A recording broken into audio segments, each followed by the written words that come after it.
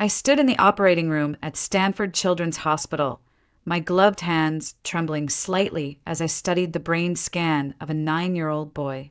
A blood clot was pressing on his motor cortex. One wrong move or a few minutes delay, and he could lose everything.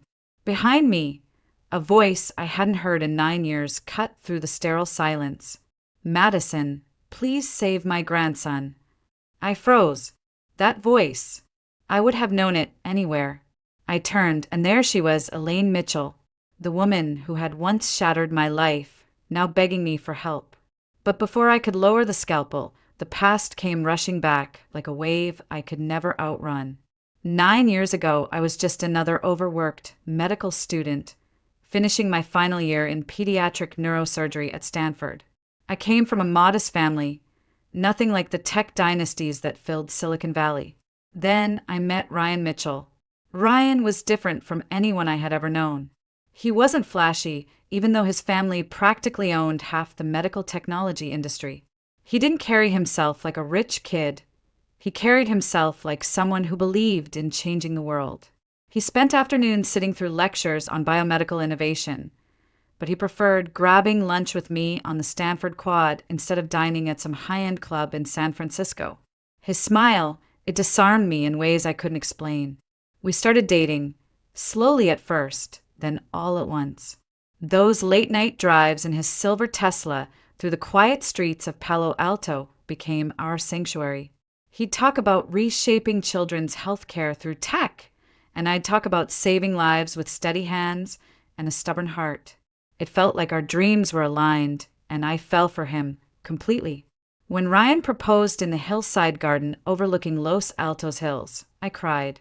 He dropped to one knee, holding out a simple but elegant ring. "Madison Blake, will you marry me?" I said yes without hesitation. For a moment, the world felt perfectly whole. I thought love could overcome anything. I was wrong. The Mitchells weren't just wealthy, they were powerful. Ryan's father was a visionary CEO, while his mother, Elaine Mitchell, was a former high-powered attorney turned head of a multi-million-dollar medical charity. They lived in a world of private jets and exclusive foundations. And me? I was the daughter of a small-town accountant who had scraped her way through Stanford on scholarships and part-time jobs. The first time I met Elaine, the air felt heavy, almost electric. She smiled politely, but her eyes were cold and calculating, scanning me as if I were an unsolved legal case she intended to win. Every question she asked was laced with implication. Where I came from, what my ambitions were, whether I belonged anywhere near her son. I smiled back, clinging to the belief that Ryan's love would be enough. It wasn't. Elaine didn't stop there. She hired investigators to dig into my past and handed Ryan a neat little package of photos from my college years. Shots of me out to dinner with guys who happened to be wealthy, photos that meant nothing but painted an ugly picture if you wanted them to. Ryan showed up at my apartment one night, holding that stack of photos like evidence. "Madison, I just need to know, is what we have real? Or are you just looking for a way out of the life you came from?" His words cut deeper than any scalpel I'd ever hold.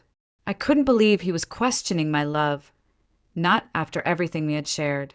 We fought, loud, bitter, heartbreaking. In the end, I took off the ring and placed it in his hand. "If you can't trust me, then what's left?" I walked out and never looked back.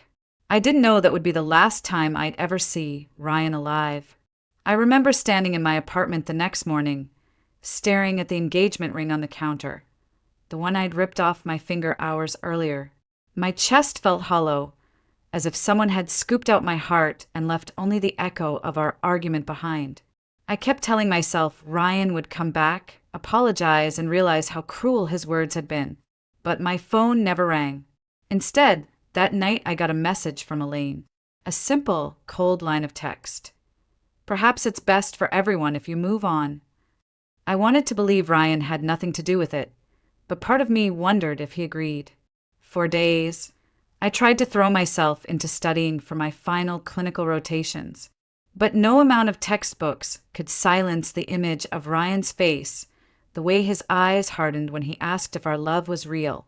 I kept replaying my own voice, sharp and angry, saying, "If you can't trust me, then what's left?" A week later, I walked across the Stanford campus, pretending life was normal when a friend from our residency program caught up with me. "Hey, did you hear about Ryan? He's been pulling crazy hours at his dad's company. Something about proving himself to the board." I nodded, but inside I knew what it meant. Elaine had gotten to him. 2 weeks later, I saw Ryan again, for the last time while he was still breathing. He came by late in the evening, rain soaking his jacket. I thought maybe, just maybe, he'd come to make things right. Instead, he stood there, eyes red, exhausted. "Madison, maybe my mom's right. Maybe we come from two different worlds." I stared at him, barely able to breathe. "Are you saying you don't love me?" He shook his head.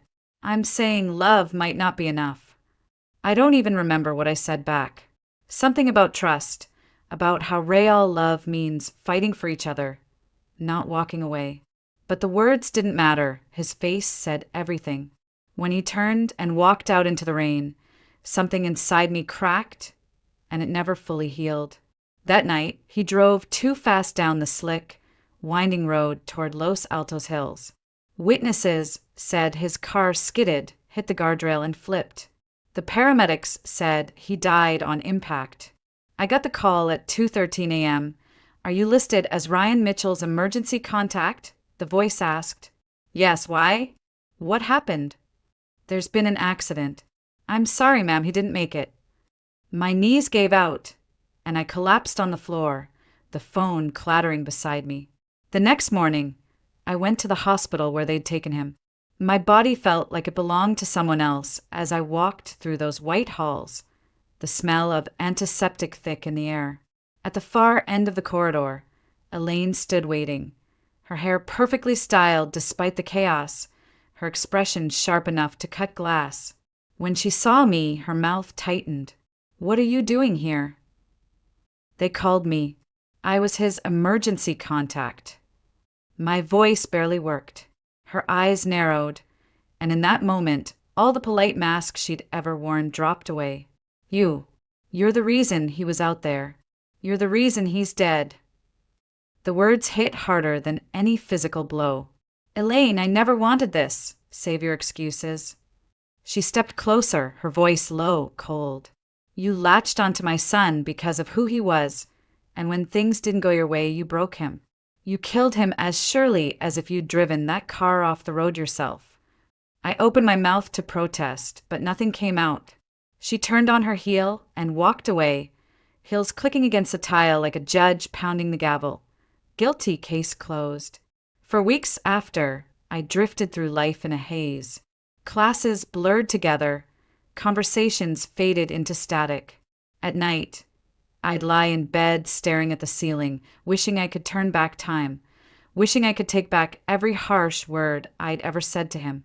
One night, I found myself on the bathroom floor, staring at a bottle of sleeping pills. My hands shook as I held it. I didn't want to die. I just didn't want to feel like this anymore. Then I remembered something. The last late night drive we'd taken together. Ryan had held my hand at a stoplight and said, "Whatever happens, you're going to be an incredible doctor someday. You'll save lives." I set the bottle down and sobbed until sunrise. The next week, I noticed something else, something life-changing. My period was late. At first, I told myself it was stress, but then I bought a test more out of fear than hope. When the 2 pink lines appeared, I sank to the floor, pressing my hands to my stomach. "Oh my God," I whispered. I was carrying Ryan's child. That tiny heartbeat inside me became the reason I got out of bed each morning. For the first time since his death, I had a reason to keep going. But I had no idea that this miracle would soon turn into my greatest heartbreak. Pregnancy alone is never easy, but carrying the child of a man you just buried? It's like running a marathon with broken legs. I dragged myself through each day, my belly growing as my grief settled deeper into my bones. Ryan's parents never reached out, not even once. Elaine made it clear at the funeral. Her cold eyes said everything. I wasn't welcome. So I focused on surviving. I worked long hours at a local clinic to pay the bills and pushed through my rotations at Stanford. Every night, I'd sit on the edge of my bed, one hand on my stomach, whispering, "We're going to be okay, little one. I promise." When the first kick came, I cried. For the first time in months, the tears weren't from grief, but something closer to hope. This baby was a piece of Ryan, the only piece I had left. The day of delivery came early on a rainy spring morning. My water broke in the middle of charting patient notes, and within an hour I was being wheeled into the labor room at Stanford Children's Hospital. The pain was blinding, the contractions so strong I thought I might pass out. Nurses hurried around me, adjusting 4 lines and monitors. Through the chaos, I clung to one thought: I'll finally hold him. I'll finally see Ryan's eyes again. "Push, Madison. You're almost there," the nurse said. I bore down with everything I had, screaming as the baby's first cries echoed through the room. Cries that stopped too soon. "What's wrong? Why isn't he crying?" I gasped, chest heaving. The nurse's expression tightened. A doctor appeared beside her, voice calm but tense. "There's an issue with breathing. We need to move quickly." I watched in shock as my baby was rushed across the room to an incubator. The faintest cry reached my ears, then silence. Minutes felt like hours.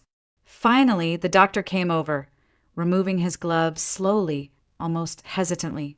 "I'm so sorry." The cord was wrapped around his neck. We did everything we could. Everything inside me broke at once. No, that's not possible. I heard him. He cried. The nurse tried to comfort me, but I thrashed, reaching for the incubator. "Let me hold him, please. Let me hold my baby." Instead of my son, I felt a sharp prick in my arm and a wave of sedation pulled me under. When I woke hours later, the room was silent, too silent. A bundle rested on a chair near the window, a tiny blanket folded neatly around a small, lifeless weight. I lifted the blanket, staring at the pale little face inside. But something in me screamed, "This isn't him. This isn't my baby," I whispered. The nurse exchanged glances with another staff member. "Madison, you've been through a lot. It's shock. This is your son." But I knew deep in my bones, this wasn't the child I had felt kick beneath my ribs, the baby whose heartbeat I had listened to at every appointment. This face was different. Grief swallowed my protest. I couldn't fight anymore. I kissed the cold forehead and whispered, "I'm sorry. I'm so sorry, baby boy."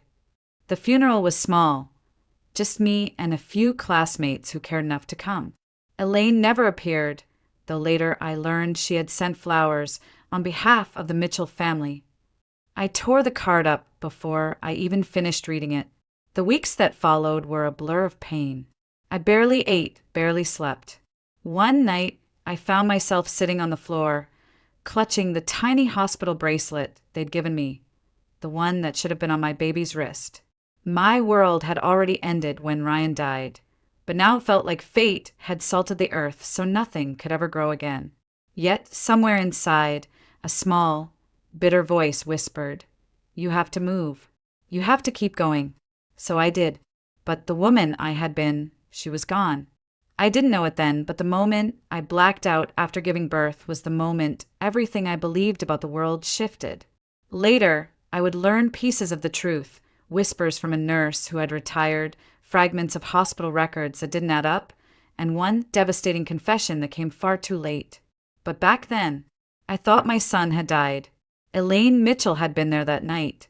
I didn't see her. I was unconscious when it happened, but she was there. She had pulled strings to get into the delivery wing and spoken quietly to a doctor she had funded for years. "She's not stable," Elaine reportedly said. "You know what's best for the baby." Those words were all it took. In a world where donations and power spoke louder than ethics, decisions were made that erased my motherhood before it even began. When I woke up holding what I believed was my lifeless child, I accepted it because grief makes you blind. The nurse's eyes lingered on me longer than necessary, and I would later realize it was guilt, not pity, that filled them. But at that time, I didn't know. All I knew was that the only piece of Ryan I had left had been ripped away, and I had no fight left to stop it. Days passed like fog rolling over an empty city. I withdrew from everything, my friends, my studies, even the thought of ever loving again. My apartment became a place where silence screamed, and every corner held reminders of what I'd lost. The crib still in its box, the baby clothes folded neatly in drawers, the tiny shoes I had bought on a whim when I first felt him kick. But what I didn't know was that somewhere across town in the Mitchell estate, my baby, my Noah, was alive. Elaine had taken him home, given him another name, and introduced him to the world as her grandchild. For years, I buried myself in medicine. I told myself the pain would dull if I focused on something bigger than me, something noble. So I worked double shifts, picked up every case I could, and forced myself to climb the ranks until I earned a fellowship in pediatric neurosurgery at Stanford Children's Hospital. If anyone looked at me from the outside, they'd say I was thriving. But inside, I was just surviving, moving on autopilot, trying to fill the endless hole Ryan and our baby had left behind. I never dated again. I couldn't. My heart had shut down, not out of fear of being hurt, but because I couldn't imagine ever loving anyone enough to risk feeling that kind of pain again. It was almost 9 years later when fate decided I'd punished myself long enough. It was an ordinary Thursday morning, quiet except for the sound of my sneakers on the hospital floor. I was halfway through reviewing charts when the trauma pager went off. Child, male, 9 head trauma. Possible cranial bleed. Prepare or 3. I met the gurney at the door and froze. The boy had Ryan's eyes. My breath caught, my hands instinctively gripping the rail. "What's his name?" I asked the EMT. "Noah Mitchell," he said. The world tilted beneath me. Mitchell. My stomach clenched as if someone had sucker punched me.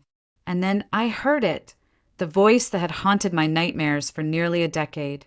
"Madison, please, save him." Elaine Mitchell stood there, older now, her hair streaked with silver, her face lined in ways wealth couldn't smooth away. But her eyes, they hadn't changed. I wanted to scream at her, to ask why she was there, why she still dared to speak my name. But the boy on the table groaned softly, snapping me back to reality. This wasn't about me. It was about saving him. "Get me a CT scan and prep for OR," I said sharply, my voice steady even as my heart thundered. During surgery, I shut out everything except the boy's fragile brain under my hands. Every move was deliberate, every suture precise. I didn't think about Ryan. I didn't think about Elaine. I didn't think about the life that had been stolen from me. But when the last stitch was tied and the monitor steadied, I allowed myself one glance at his face. His eyelashes fluttered, and for a second, I could almost believe it. Almost. Hours later, standing outside the recovery room, Elaine approached me. She looked smaller than I remembered, as if life itself had humbled her. "Thank you," she said softly. I didn't answer. My eyes were locked on the boy through the glass. And then I saw it, a familiar hospital bracelet, old and worn, hanging from his wrist like a charm. My breath caught. That bracelet. I had made it 9 years ago, when I thought my baby had died. My hands shook as I whispered, "Where did he get that?" Elaine's face paled, her lips parting as if words were too heavy to form.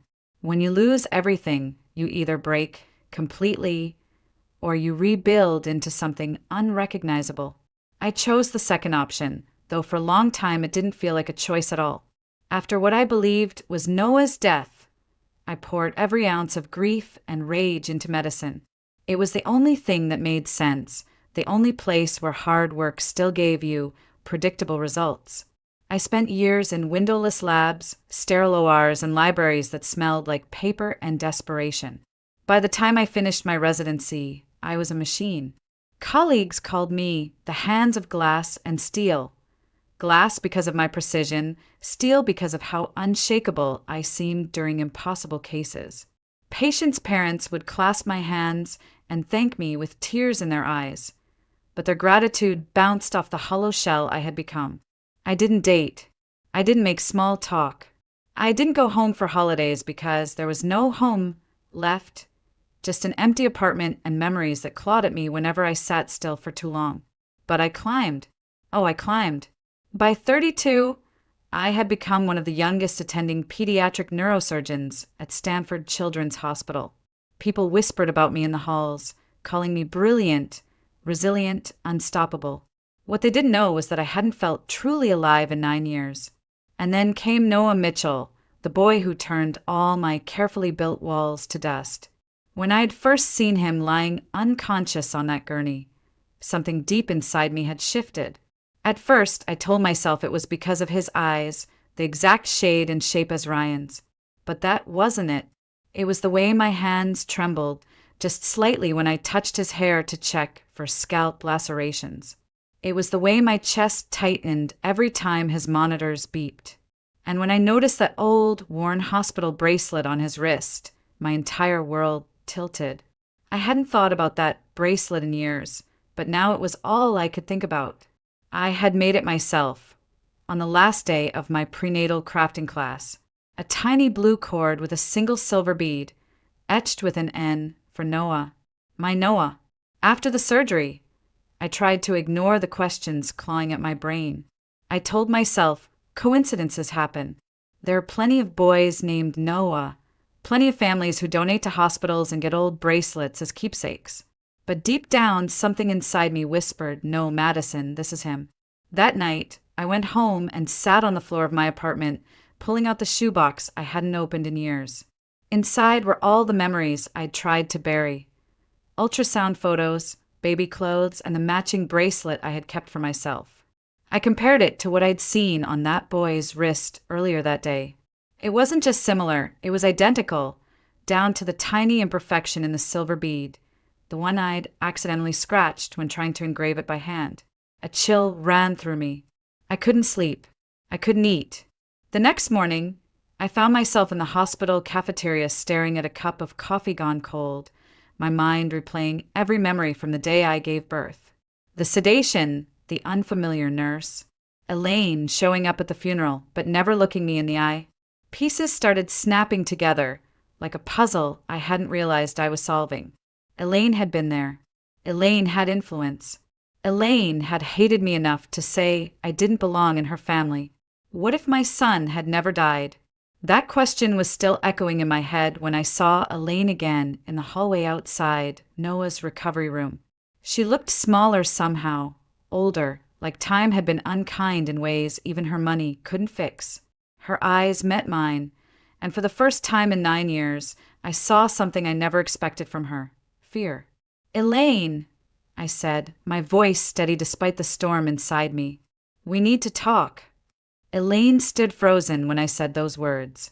For years, I had imagined what it would feel like to face her again, the woman who had looked at me as if I were a stain on her perfect life. I thought I'd feel rage or maybe satisfaction. Instead, I felt empty, like someone bracing for an impact that had been coming for nearly a decade. She cleared her throat, the same crisp, commanding sound I remembered from the funeral. This isn't the time, Madison. My grandson just went through major surgery. Your grandson? My voice cracked, sharper than I intended. That bracelet on his wrist. Where did it come from? Her eyes flicked away for half a second, and in that tiny break of eye contact, I saw it. Guilt. I don't know what you're implying, she said, her voice thinner now, but you saved his life. That should be all that matters. No, I stepped closer, lowering my voice. 9 years ago, I gave birth at this hospital. My son, was declared dead because of a cord accident. And yet your grandson has the same bracelet I made with my own hands before he was even born. How is that possible, Elaine? How? For the first time in her life, she looked cornered. Elaine Mitchell, the woman who could shred opponents in courtrooms and charity boards alike, actually stepped back. Her perfectly composed mask cracked, and I saw something behind it, fear and shame. She tried to recover. Madison, you were sedated. You'd been through trauma. You don't know what you saw. I know exactly what I saw. And I know you were there that night. My voice shook, not from uncertainty, but from finally saying aloud what I'd buried for nearly a decade. You took him, didn't you? You took my son. Her lips trembled, but she stayed silent. That silence told me everything. I leaned against the wall, dizzy. Why? Was hating me that much easier than letting your son marry someone you thought wasn't good enough? You thought stealing my child would fix what? Your reputation, your grief. Elaine's hand flew to her mouth as if holding back tears. You don't understand. Ryan was gone, and I couldn't lose his child too. Not to you. Her words cut through me like glass. Not to me. He was mine, Elaine. My baby, my blood. You let me believe he died. You watched me bury an empty casket. She crumpled, her back hitting the wall, her eyes finally spilling tears. I thought I was protecting him, and yes, I was angry. You took him away when you left Ryan. I told myself you didn't deserve him, that Noah deserved a better life. And I had the means to give him one. I stared at her, numb. You played God with my life. Do you have any idea what you did to me? To him? He grew up thinking you were his mother figure when all along he had one who loved him before he even took his first breath. Elaine slid down to the floor, the powerful matriarch now looking small and breakable. I have brain cancer, she whispered. Stage 4. I don't have much time left. I froze. Part of me wanted to laugh at the irony. Another part wanted to scream. So what? You want forgiveness because you're dying? Because now it's convenient to admit what you did. She shook her head weakly. No, I want him to know the truth. I want him to know you. I was wrong, Madison. I've known it for years, but I was too proud, too stubborn. I've ruined everything, and I don't know how to fix it. The storm inside me quieted, but it didn't vanish. There was no undoing 9 years of grief, no way to return the moments I lost. His first words, his first steps, his first day of school. Yet, as I looked through the glass at Noah, sleeping peacefully after surgery, something softened in me. For 9 years, he had been safe, cared for, loved, even if it was by the woman who had stolen him. I crouched down so I was eye level with Elaine. You tell him, I said firmly. Not me. You tell him who I am and what you did. Because I won't take that from him. Not the truth, not the chance to hear it from you. Her eyes widened, then she nodded slowly. I will. I promise. I stood and walked toward Noah's room. I placed my hand on the glass, looking at his tiny chest rising and falling. There was no mistaking it now. This was my son. And whether Elaine lived another month or another year, I would not lose him again. The next morning, I walked into Noah's hospital room to find him sitting up, pale but awake, a tablet in his hands. He looked up at me, his wide hazel eyes blinking in curiosity. For a moment, I forgot how to breathe. Those eyes, Ryan's eyes. Hey there, I said softly, my voice almost catching. How are you feeling? He shrugged, the kind of shy movement kids make when they're trying to be tough. My head hurts, but Grandma says I'm brave. Grandma. My chest tightened, but I smiled anyway. She's right about that. You were incredibly brave yesterday.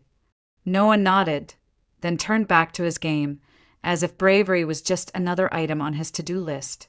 Behind me, I heard the slow tap of a cane, Elaine, moving slower than I'd ever seen her.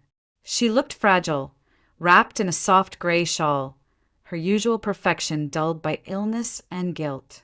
Noah, she said gently, taking a seat beside his bed. There's something we need to talk about. Something important. He looked up again, eyebrows furrowing. Is it bad news? No, sweetheart. It's about family. She glanced at me, her eyes brimming with tears, then back at him. Do you remember how I told you your mom passed away when you were born? He nodded cautiously. That wasn't true, she whispered. Noah stared at her, confusion flickering across his face. What do you mean? Elaine swallowed hard, her hands trembling. Your mother didn't die. She's alive, and she's standing right here. Noah's gaze swung toward me, his lips parting slightly. You're my mom? I stepped closer, every muscle in my body trembling. Yes, Noah, I'm your mom. I've loved you since the moment I knew you were coming into this world, and I never stopped. He blinked, trying to process something no 9-year-old should have to. But Grandma said, she lied. Elaine interrupted, voice breaking. I lied, Noah. I was angry and scared, and I did something unforgivable. I took you from her. I thought I was protecting you, but I was wrong. I was so wrong. The room went silent except for the rhythmic beep of the heart monitor. Noah stared at both of us, his small hands twisting in his lap. So, you're my real mom? Yes, baby, I whispered, my knees bending so I could be level with him. I'm your mom. I missed your first words, your first steps, your first day of school, because I didn't know you were alive. But I'm here now, and I'm never leaving you again. Noah's lip trembled. Then he said the one word I had dreamed of hearing for 9 long years. Mom! I wrapped my arms around him, holding him gently so I wouldn't hurt his head. His small arms circled my neck hesitantly at first, then tighter, warmer, more certain. When I looked up, Elaine was crying silently. She reached out a hand, and I took it, not in forgiveness, but in acknowledgement of what this moment meant. Over the next few days, Noah and I talked for hours. He asked questions, some easy, some hard. Why hadn't I been there? Why did Grandma say I was gone? Did I love him? Would I take him away from everything he knew? I answered every question with honesty. I didn't know Noah. I thought you were gone. But now that I have you, I won't let go again. And yes, I love you. More than anything.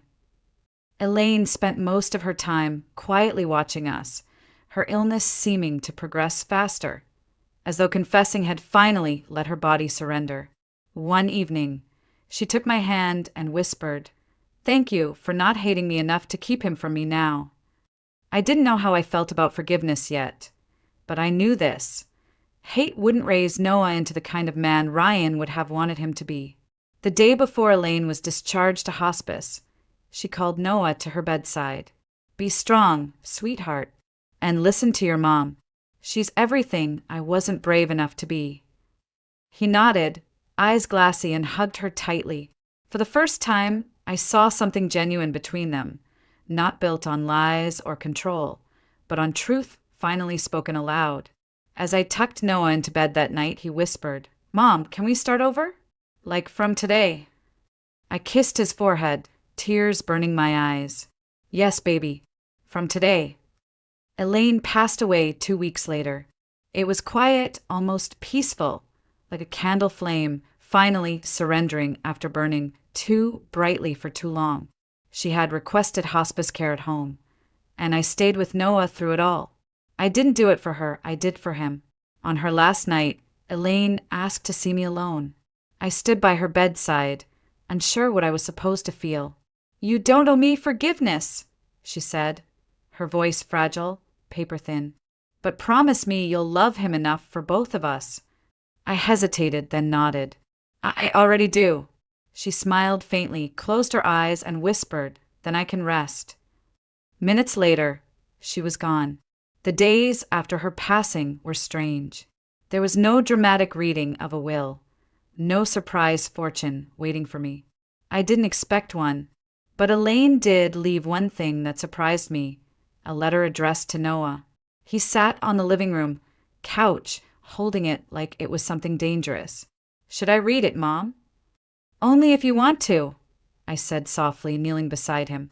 He unfolded it slowly, lips moving silently as he read. After a moment, he sniffled and handed it to me.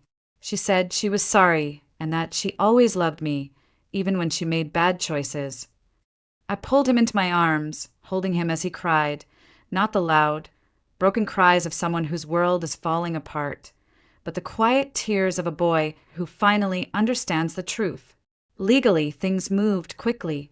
Elaine had already signed papers transferring guardianship to me before she passed. There was no battle, no drawn-out court hearing, just a clean handover as if the universe itself wanted this chapter to close. Still, there were challenges. Noah had questions at night, when the house was quiet and shadows stretched long across the walls. "Mom, did you hate her?" he asked one evening as I tucked him into bed. I paused. I did for a long time. But hate, it keeps you stuck. And I don't want to be stuck anymore. I want to move forward with you. He stared at me, his eyes so much like Ryan's had hurt. "Do you think Dad would be proud of me?" I smiled, brushing his hair back. "I know he would. And he'd be proud of you for how brave you've been." Noah adjusted to living with me faster than I expected. He helped me cook, left little drawings on my desk at work, and asked 1,000 questions about my life before he knew me. One evening, he brought me an old photo frame he'd found in his things at Elaine's house. It was a picture of Ryan, barely older than Noah was now, holding a tiny airplane model. "Grandma said he loved planes," Noah said. "Is that true?" "Yes," I said, my throat tight. He wanted to learn to fly one day. Noah smiled faintly. "Can we go see airplanes sometime?" I hugged him. "We can do anything you want, baby." Weeks later, when Noah had fully recovered from his surgery, we decided to do something to mark the start of our new life together. We packed a picnic and drove to Half Moon Bay, one of the few places near Palo Alto where the world still feels wild and untamed. The sun was low when we reached the beach, casting everything in soft, golden light.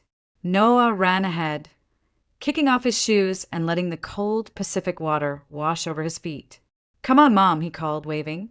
I laughed and chased after him, my heart lighter than it had been in years. We walked along the shoreline, leaving footprints that disappeared as the waves kissed them away. At one point, Noah crouched down and began building something in the sand. When I asked what it was, he said, "It's a runway for Dad, so he can land when he visits." I knelt beside him, tears stinging my eyes, and together we built that tiny runway, two people piecing together something bigger than either of us could explain. When it was done, Noah placed the little airplane model, Ryan's old one he had brought from home, at the edge. "He's home now," he whispered. I wrapped my arms around him, holding him close. "Yes, baby, he is." As the sun dipped into the ocean, painting the sky in streaks of orange and pink, Noah looked up at me. "Mom, do you think we can start over? Just us? Like it's a brand new life?" I smiled, pulling him into a hug. "We already have. Today is day one." He grinned, that wide, gap-toothed smile only kids can make look so perfect, and whispered, "I love you, Mom." My throat tightened as I whispered back, "I love you too, Noah. Always." We stood there, arms wrapped around each other, the ocean roaring behind us and the wind carrying away everything old and broken. For the first time in 9 years, I felt whole. No longer Madison Blake, the grieving mother who lost everything, but Madison Blake, the woman who had fought her way back to life, love, and family. And as I held my son close, I knew this was only the beginning.